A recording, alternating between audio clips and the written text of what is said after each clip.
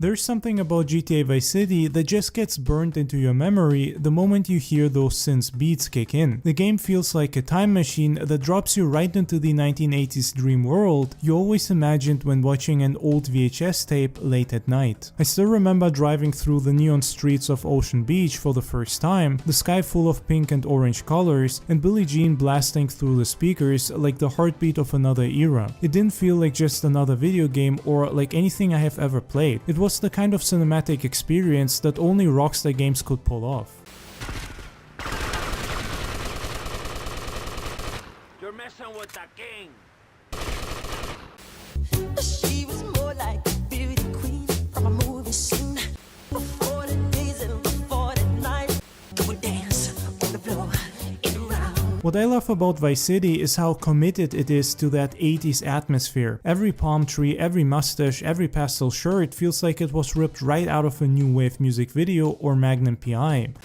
Sometimes everything goes exactly as planned. It's Miami through a pop culture filter, not the real city, but the one that lived in the collective imagination. Extremely stylized and resting heavily on the shoulders of 80s cinema, music and fashion. It was a decade full of decadence, pushing boundaries, excess and rebellion. Hey little sister, what have you done? Hey little sister, shotgun.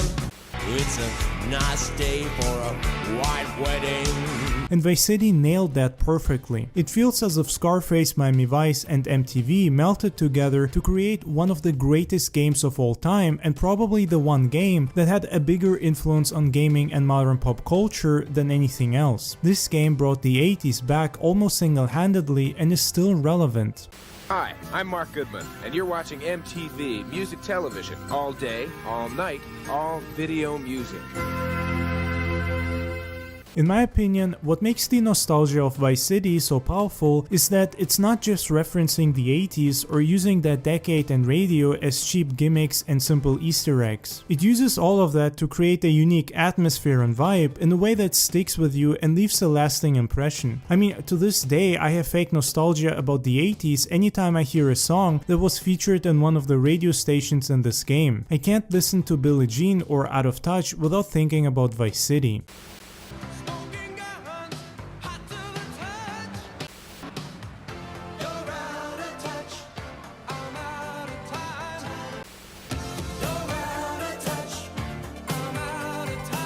It's almost as if I have this fake memory or sensation, as if I had actually experienced 1984 or somehow traveled back in time. Are you telling me that you built a time machine? Out of a DeLorean? The 80s in this game are highly stylized and a massive melting pot, not necessarily a realistic depiction of that decade, and yet the impact this game had on the music taste of almost every teenager and young adult playing it was massive. You can feel it in the way the radio stations are curated and how the soundtrack becomes the soul of the whole experience. It's like every song was chosen to pull something out of you, a memory, a mood, or nostalgia for a time you didn't even live through but somehow miss anyway. Turn it on, leave it on. I want my MTV. Everybody wants a new romance. You want a piece of my heart? Oh, but love is cold. I'm gonna run to you.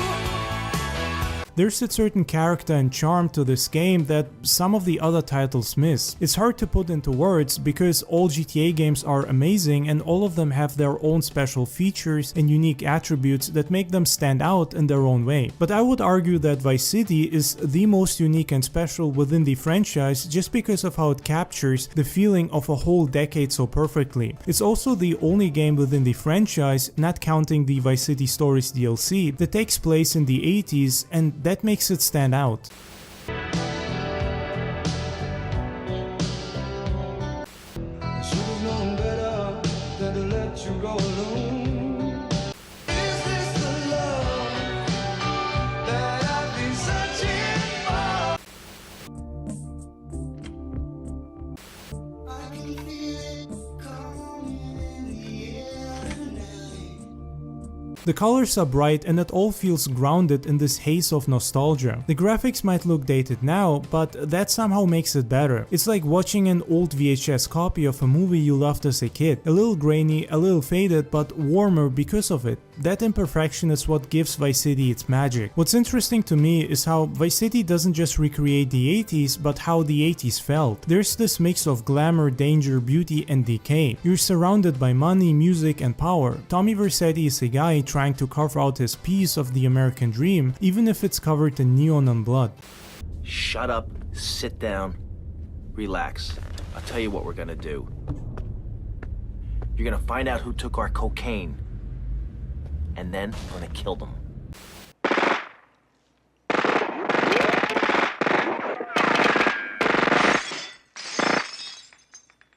To me, Vice City is the ultimate nostalgia trip because it reminds you of a decade that was already nostalgic for itself. The 80s were obsessed with image and aspiration, with looking good while everything fell apart underneath. Put me in a situation, I'm going through soft commutation.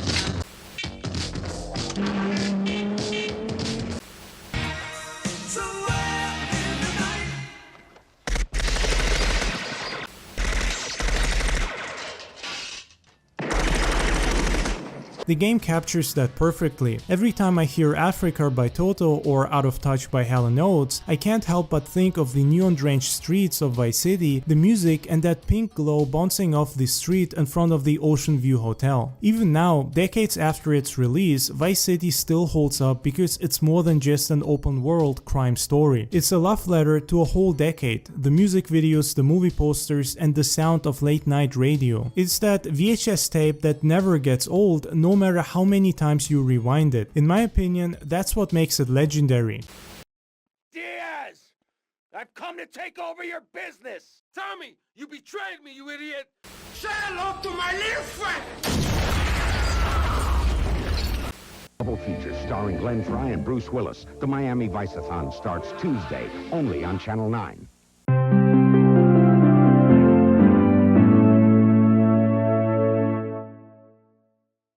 The music of GTA Vice City was the real soul of that game. It influenced an entire generation growing up, introducing them to some of the greatest songs and genres of the 70s and 80s. No other game has ever offered the same experience as Vice City, nor are there any games that were as impactful and influential as this game and its music.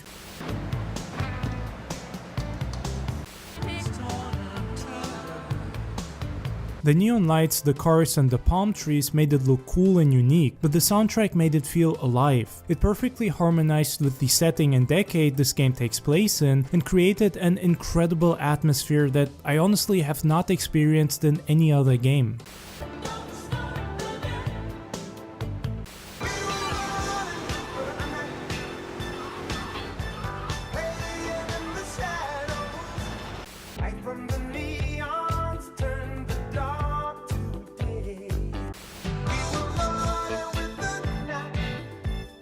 Every station, every song, every fade between commercials and DJ chatter turned that city into something bigger than just a video game. I mean, it's this vibe and atmosphere that genuinely made you feel like you traveled back into the 80s in Doc Brown's DeLorean. Great Scott! What? Great Scott! Great Scott! I never experienced the 80s, but after playing Vice City and getting addicted to its music, I got this feeling of fake nostalgia. Almost like I experienced a very condensed and highly stylized version of the 80s, but with the feeling that I was actually there. Without that music, Vice City wouldn't be Vice City, because as amazing as all of the pop culture and movie references are, as well as the extremely heavy Miami Vice influence, the game lives and breathes from its music.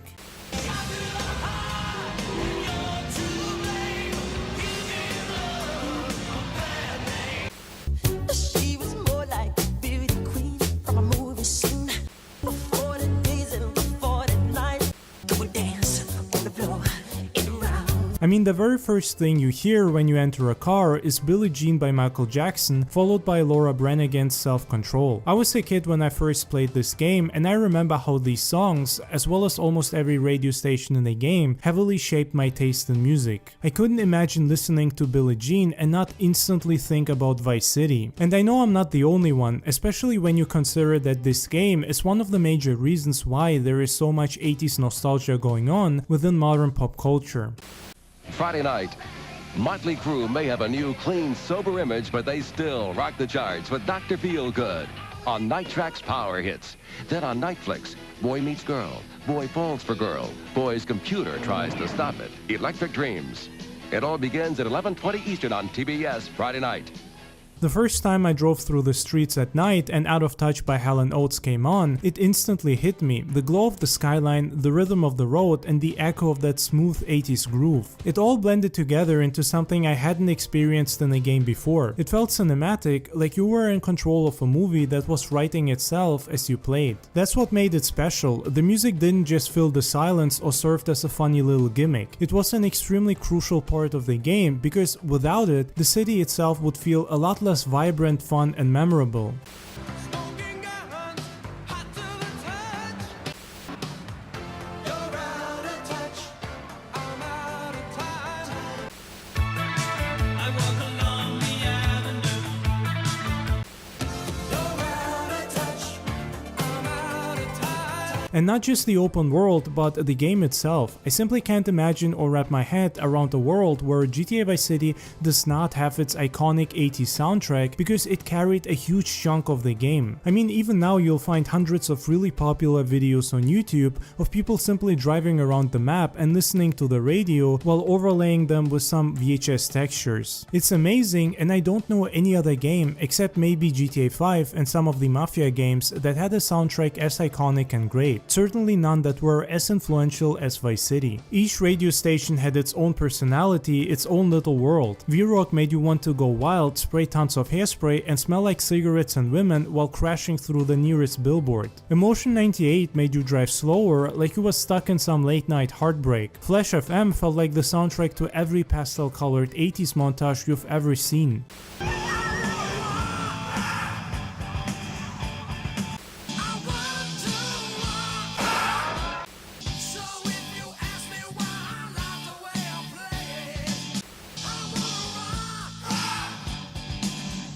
It was curated so perfectly that even decades later, those songs still take me right back to that world. I can't hear Billie Jean or Broken Wings without picturing palm trees and that bright pink logo spinning on the screen. The thing about Vice City's soundtrack is how it made a whole generation fall in love with the 80s all over again, even people who weren't born in that decade. It turned pop, new wave, and hair metal into something cool again. It made those sounds feel timeless and fresh. What I always found amazing was how the music changed the way people played. You'd catch yourself driving slower, taking the long way across the city just to hear the rest of the song. I was never rushing to the next mission, despite this game having an awesome story and gameplay, at least for the time, because I wanted to stay in the car and finish listening to the music.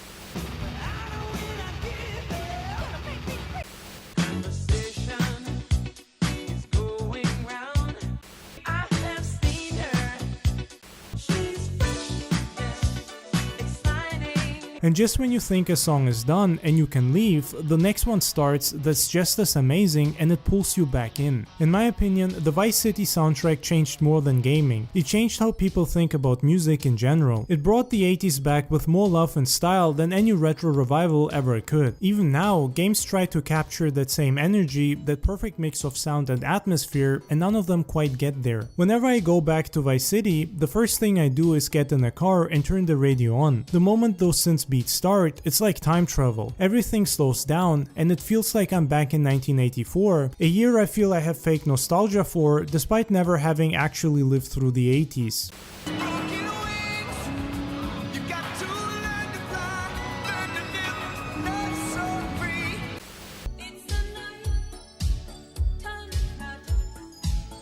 Josie's on a vacation.